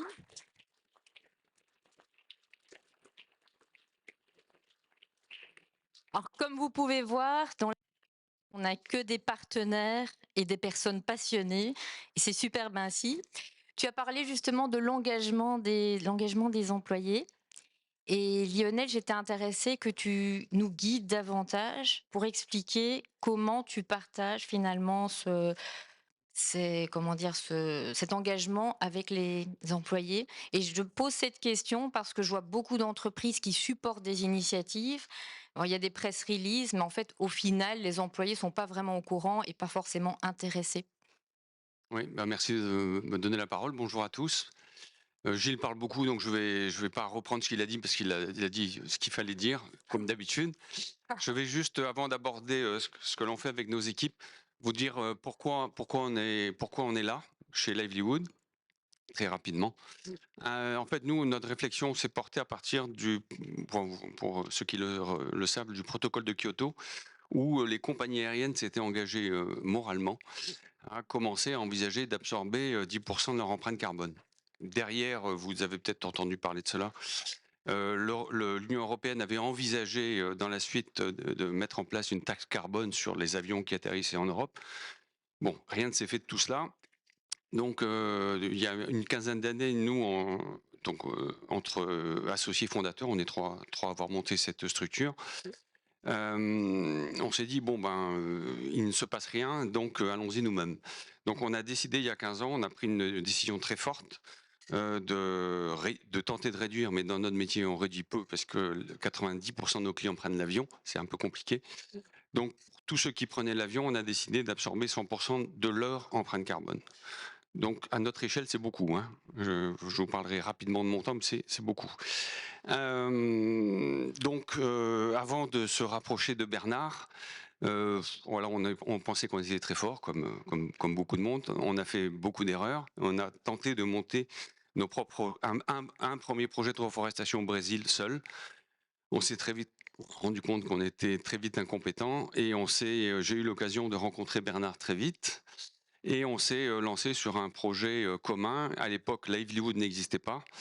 Bernard était, Jean-Pierre et Guillaume étaient chez Danone et on a partagé un projet commun dans le Ciné Saloon pour replanter de la mangrove. Donc on a co-investi. Alors j'ai la prétention de penser que à la suite de ce premier projet, Bernard a eu l'idée de réunir plusieurs investisseurs pour créer Livelihood et puis tous les compartiments qui ont suivi. Donc voilà, donc nous on a pris un engagement très fort de ce point de vue-là, parce que tu le disais, on n'a aucune obligation juridique, financière, de quoi que ce soit, mais on a au moins une obligation de conscience et nous on l'a depuis longtemps. Donc l'avoir, c'est bien. La chance qu'on a, c'est qu'on gère, on est nos propres actionnaires de notre propre société. On peut décider vite, mais encore faut-il le partager après auprès de nos salariés, de nos clients. Donc le premier élément, c'est de toucher nos salariés, bien évidemment. Donc on est dans un monde où globalement nos équipes partagent notre philosophie. Mais concrètement sur les projets de reforestation, on les a impliqués puisqu'on a fait partir à peu près 150 salariés sur des projets au Sénégal, des projets en Indonésie, où pendant une semaine, ils ont été plantés des palétuviers au fin fond de la mangrove sénégalaise, et croyez-moi, sous 40 degrés, c'est pas simple. Donc c'est vraiment, nous semble-t-il, le premier, le bon moyen de les sensibiliser à ces projets. Évidemment, quand ces équipes rentrent, ils en parlent à l'ensemble des équipes. Et puis en parallèle, pour ceux qui n'ont pas de la chance de pouvoir aller planter sur place, on a effectivement depuis 15 ans monté tout un programme de formation pour que notamment nos conseillers voyage, donc ceux qui proposent des voyages à nos clients, lorsqu'ils reçoivent un client, ils puissent leur en parler naturellement. On n'en fait pas un outil marketing, mais on donne la possibilité par ailleurs à nos clients, que ce soit sur nos carnets de voyage, peut-être certains connaissent Voyageurs du Monde, sur nos différents sites, ils ont la possibilité, bien entendu, de voir ce que l'on fait. Mais encore une fois, on a pris la décision d'absorber l'empreinte carbone pour leur compte. Il n'est pas question de leur demander quoi que ce soit. Nos clients d'abord partent en voyage pour se faire plaisir. On ne veut pas leur prendre la tête. On le fait pour leur compte. Et puis après, s'ils veulent aller plus loin, ils peuvent toujours aller consulter les différentes informations qu'on leur met à disposition. Donc voilà un peu ce que l'on pratique.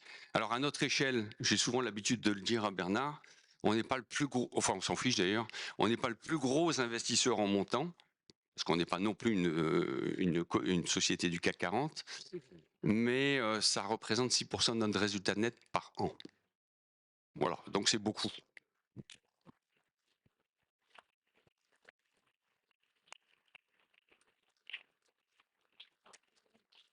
Et peut-être juste un point très rapide que Lionel n'a pas mentionné et qui n'est d'ailleurs pas sur le site web. Je l'ai découvert par hasard et franchement, ça m'a touchée, donc je voudrais le partager avec vous.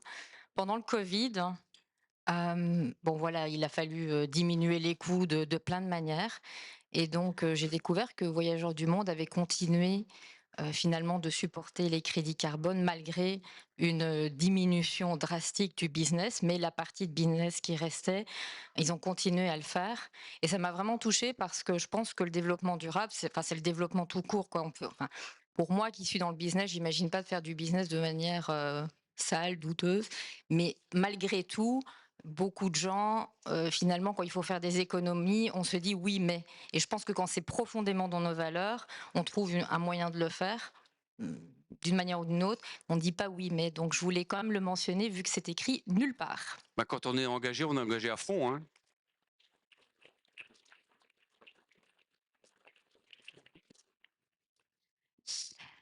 Alors je vais inviter Antoine à nous rejoindre.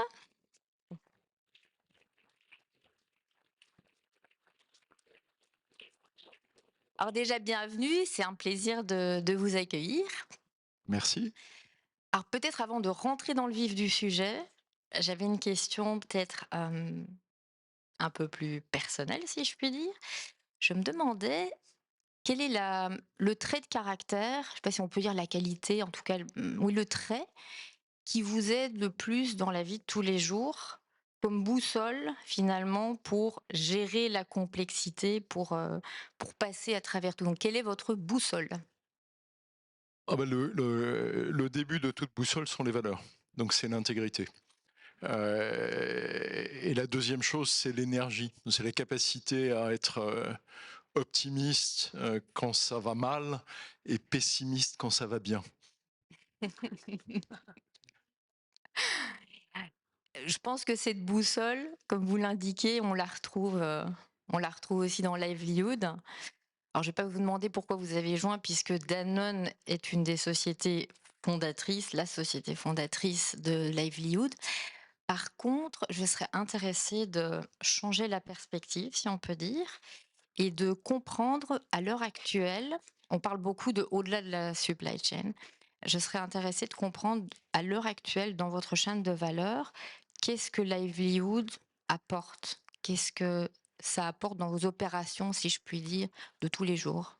Alors ça apporte beaucoup de choses et on est largement au-delà de l'idée de crédit carbone ou largement au-delà de l'idée de compensation. Quand vous êtes une société dont la vie, le futur dépend de la nature, quand vous êtes une société qui est dans la vie des gens tous les jours, avec une mission extrêmement forte, hein, c'est la santé par l'alimentation pour le plus grand nombre, vous ne pouvez pas limiter votre pensée à la porte de la société. Ce qu'a dit Antoine Riboud à l'époque où il était encore B2B, donc il vendait de la glace, des pots de yaourt et de la glace avant de basculer dans la grande consommation. Il y a une croyance absolument profonde chez Danone que la responsabilité de l'entreprise ne s'arrête pas à la porte de l'entreprise, que on peut être à la fois performant et responsable, et le « et » étant le mot le plus important. Et puis on a cette conscience aiguë du fait que nous dépendons de la nature, nous dépendons de la biodiversité, nous dépendons des communautés, nous dépendons aussi de notre légitimité en tant que société vis-à-vis des gens qui achètent nos produits. Donc on doit penser écosystème. Si dans 5 ans ou dans 10 ans, il n'y a plus de pluie, si dans 5 ans ou dans 10 ans, il n'y a plus d'agriculteurs, soit parce que la terre est morte, soit parce que aucun des enfants d'agriculteurs ne veut reprendre l'exploitation de leurs parents parce que c'est une misère absolue, si nous sommes un pollueur irresponsable, nous n'existons plus. Donc en fait, tout ce que nous faisons et tout ce que nous faisons au travers de Livelihood ou avec Livelihood, mais au-delà aussi de Livelihood, est profondément ancré dans cette conviction qui est, il n'y a pas, de la même manière qu'un individu a ses valeurs, qui soient au travail ou hors du travail, il n'y a pas la durabilité d'un côté et la performance de l'autre. La durabilité est absolument stratégique, parce que pas de durabilité, pas de futur pour l'entreprise. Et Livelihood est une manière pour nous de traduire ça en allant au-delà largement du crédit carbone, et c'est ce qui est passionnant. C'est la biodiversité, c'est un impact sur des communautés, c'est construire sur des horizons extrêmement longs des choses qui sont fondamentalement transformantes, et puis c'est apprendre, ce qu'on apprend tous les jours de tous les gens qui sont autour de la table. J'ai une question qui me vient parce que Danone est une très grande société. Donc, comment, quand on gère une société, je vais dire qui a la taille d'un éléphant, on veille à garder l'agilité d'un papillon? Comment est-ce qu'on fait pour le transmettre? Alors d'abord, on n'a pas la taille d'un éléphant comparé à plein de sociétés. En plus, certains éléphants savent danser quand même. Même certains volent, au moins dans les contes d'enfants. Donc non, l'idée c'est d'être. Alors la taille nous permet de faire des choses, la taille nous permet d'absorber des chocs, la taille nous permet de penser à long terme, mais on est à la fois grand et tout petit par rapport à nos concurrents, et puis parce qu'on gagne notre vie en vendant bouteille d'évian par bouteille d'évian, yaourt par yaourt. Donc on vend des choses qui sont à quelques centimes d'euros, qui sont dans la vie des gens. Donc ça vous impose d'être extrêmement près du terrain, être extrêmement modeste. Je le disais tout à l'heure, on dépend fondamentalement de la biodiversité des écosystèmes. Le jour où le climat ne permet plus d'élever des vaches, il n'y a plus de société. Une vache, une exploitation au Maroc, qui est un de nos gros pays, c'est 3 à 4 vaches. Chez un petit agriculteur, éleveur, il y a 200 000 petits éleveurs. Dans un pays qui souffre de plus en plus du changement climatique, C'est pas un truc qui se fait à Paris dans une salle de réunion. Ça se fait très, très, très proche du terrain. La manière dont vous le décrivez, je perçois que c'est vraiment dans la culture. Donc, c'est pas nécessairement quelque chose qui est à répéter en permanence de par le fait que ça circule, je vais dire, dans ce que les gens font, dans ce qu'ils sont. Moi, il y a quand même une question qui me brûle les lèvres depuis un moment. Je me demande, je reviens un peu en arrière, ce fonds, Livelihood est créé, ou en tout cas le début de Livelihood. Comment, finalement, il faut quand même débloquer les fonds pour un projet qui est plus que risqué, en même temps qui est sous contrôle, mais enfin qui reste risqué. Donc, comment est-ce qu'on débloque les fonds? Et puis aussi, comment est-ce qu'on l'ouvre? Parce que pour être habitué à ce type de projet, c'est différent d'investir dans un projet qui est à son nom uniquement ou de l'ouvrir à d'autres partenaires. Et donc, je me demande qu'est-ce qu'il y a dans la culture de Danone qui a permis finalement cet effet cliquet et cette ouverture à d'autres partenaires. Je crois que la première chose, c'est qu'il y a chez Danone une culture d'esprit entrepreneurial, de jeu de jambes, c'est-à-dire de faire des choses. Alors c'est Bernard avec une incroyable force de conviction qui va trouver Franck, et c'est Franck qui dit c'est pas con. Et donc c'est quand même comme ça que ça commence. Donc il y a une dimension de tiens, ça fait du sens, ça vaut le coup d'essayer. Il y a une deuxième chose qui, elle, est profondément ancrée dans la culture de Danone, qui est la curiosité. On ne fait pas les choses tout seul. Vous apprenez en travaillant avec, vous apprenez en travaillant avec les autres, vous expérimentez. Une fois encore, c'est lié au fait qu'on est local dans chaque pays. Donc on est indonésien en Indonésie, on est chinois en Chine et on est mexicain au Mexique. Donc vous êtes ancré dans des réalités qui sont extrêmement locales. Vous ne survivez dans ce type de marché ou dans ce type d'écosystème que si vous êtes à l'écoute, que si vous êtes à l'écoute de vos consommateurs, que si vous êtes à l'écoute de votre écosystème, et que si vous apprenez des gens qui dépendent de vous ou des gens dont vous dépendez. Donc oui, c'est ancré dans la culture. Danone a aussi, depuis toujours, une extraordinaire culture de réinvention. Je parlais tout à l'heure d'Antoine Riboud, qui est un des deux fondateurs, qui est le patron iconique de BSN et qui est l'un des deux fondateurs de Danone, l'autre étant Daniel Carasso, qui était le fils du fondateur de Danone Yaourt. Antoine Riboud gérait une société qui vendait du verre. Le jour où il s'aperçoit que sa société devient non pertinente, pour des raisons de technologie, il pivote sa société pour passer du contenant au contenu. Franck Riboud, dans les années, à la fin des années 90, qui a succédé à son père et qui gère un conglomérat de produits de grande consommation dans lequel vous avez Amora, Lapi qui chante, il n'y avait plus, mais il y avait eu quelques temps avant les champagnes Lançon, il y avait la bière Cronenbourg, il y avait William Sorin, que sais-je encore. Franck se dit, le futur de l'alimentation est dans la santé.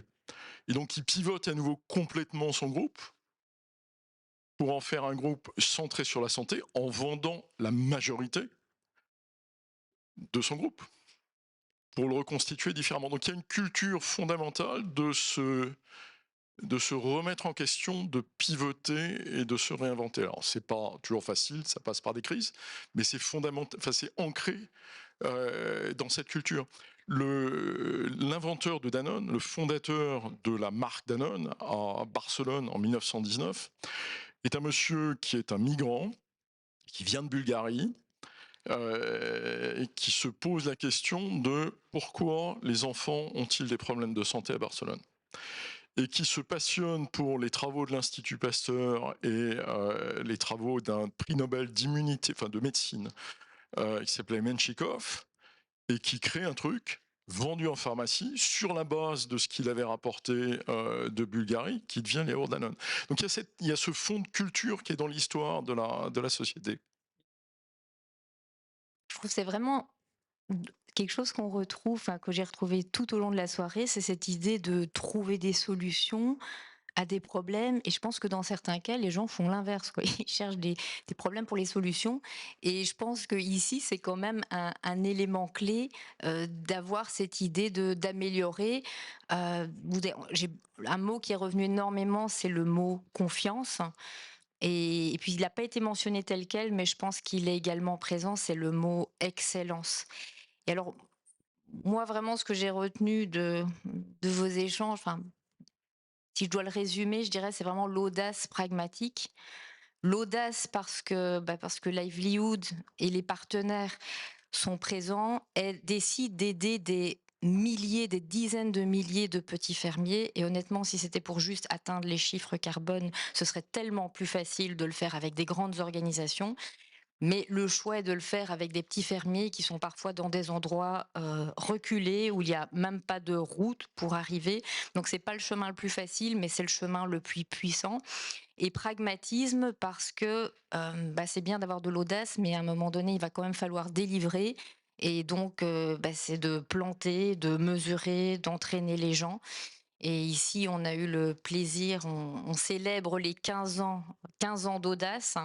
Et donc, je rêve déjà aux 15 prochaines années à venir d'audace. Merci beaucoup.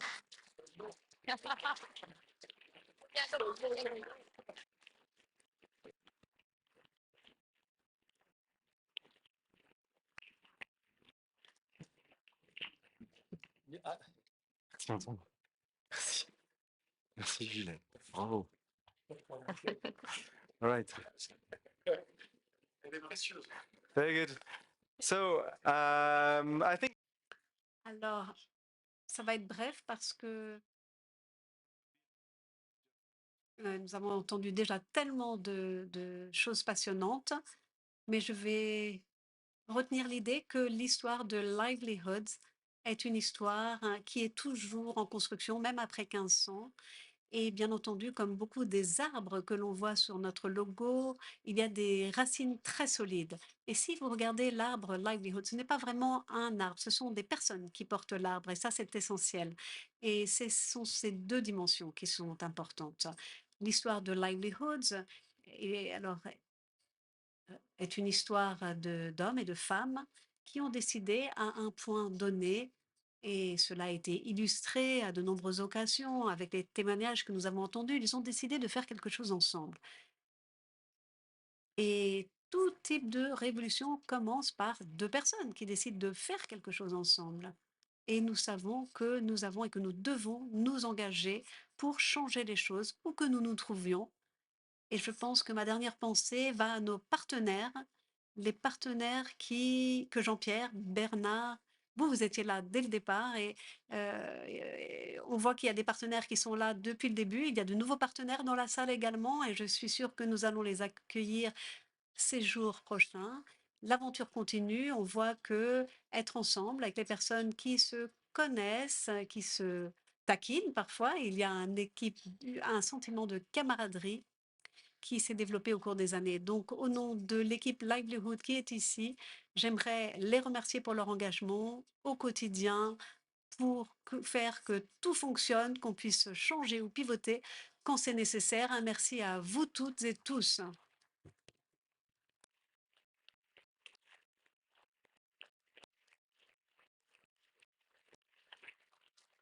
The story. L'histoire continue et j'ai vraiment une grande chance de travailler avec vous, à vos côtés et d'avoir votre confiance parce que ce sera le mot de la fin de maintenant nos cofondateurs et notre président. Merci beaucoup.